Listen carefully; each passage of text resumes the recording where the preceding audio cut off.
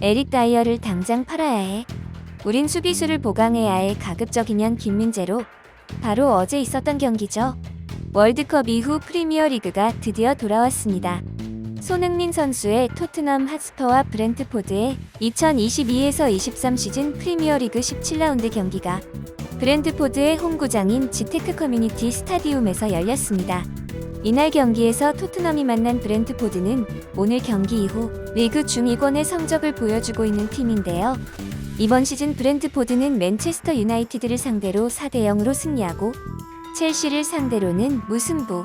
월드컵 직전에 있었던 맨시티와의 경기에서는 맨시티 홈에서 펼쳐진 경기였음에도 2대1로 승리하는 등 강팀을 상대로 아주 좋은 모습을 보여주고 있어 이번 시즌 좋지 않은 모습들을 많이 보여주고 있는 토트넘에게는 매우 까다로운 상대라고 할 수 있었습니다.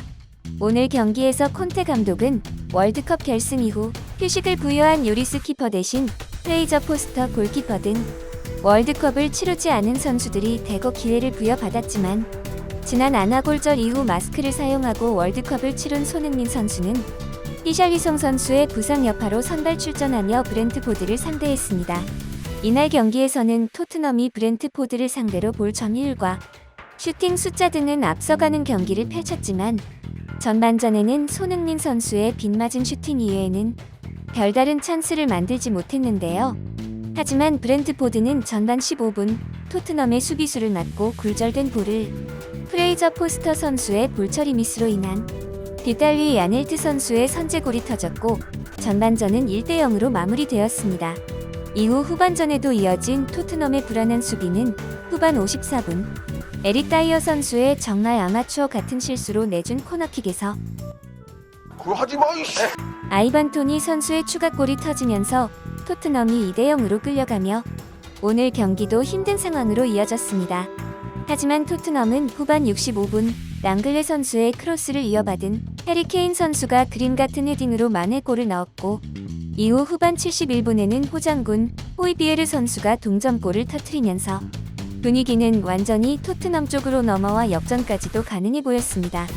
하지만 이후 두 팀 모두 별다른 득점 없이 경기가 끝나면서 2-2 무승부로 경기가 마무리되었는데요. 이날 경기에서 손흥민 선수는 폭발적인 스피드로 좋은 돌파를 보여준 장면도 있었지만 그 이후 별다른 활약 없이 무난한 경기를 펼쳤고 평점 역시 6.8점으로 무난하게 받으며 경기를 마무리하였습니다. 손흥민 선수는 콘테 감독의 전술에서 공격 시 윙백인 페리시치 선수보다 아래에 위치하며 공격을 이어가는데요. 이러한 콘테 감독의 전술에서는 손흥민 선수가 장점을 발휘하지 못하고 아쉬운 경기들을 이어가는 것 같습니다. 이어서 토트넘 현지 팬들의 반응을 알아보았습니다. 로메로가 최대한 빨리 돌아와야 해. 나는 우리가 다른 센터백과 계약하는 것을 보고 싶어. 가급적이면 김민재. 몇 년 동안 그와 함께 아무것도 이기지 못했지만 그는 여전히 매주 경기를 한다. 또 다른 실수지만 현실을 직시하자. 그는 여전히 탄강가와 산체스보다는 낫다. 또다시 투자에 실패한 구단주를 비난해라. 나는 그가 어떻게 여전히 주전 센터백인지 이해할 수 없다.